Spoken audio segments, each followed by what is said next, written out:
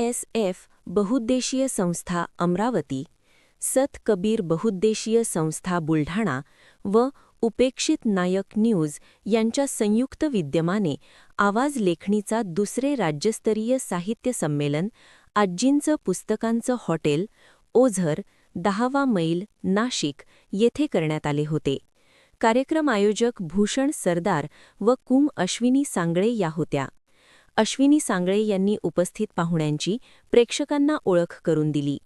या साहित्य संमेलनाला अध्यक्ष म्हणून सामाजिक कार्यकर्ते तथा युवा उद्योजक कृष्णा मुदगुल, तर विशेष उपस्थिती म्हणून प्रसिद्ध साहित्यिक सतीश शिंदे, प्रमुख उपस्थितीमध्ये प्रसिद्ध सामाजिक कार्यकर्त्या वैशाली सोनवणे, तर प्रसिद्ध साहित्यिक वैशाली सूर्यवंशी या उपस्थित होत्या. या साहित्य संमेलनात विविध जिल्ह्यातील 40 कवी सहभागी झाले होते. सहभागी कवींनी उपस्थित प्रेक्षकांचे मन जिंकले. कार्यक्रम आयोजक भूषण सरदार यांनी डाव नावाची कविता सादर केली. कार्यक्रमाचे सूत्रसंचालन मयूर सांगळे यांनी केले. अतिशय उत्साहात हे साहित्य संमेलन पार पडले.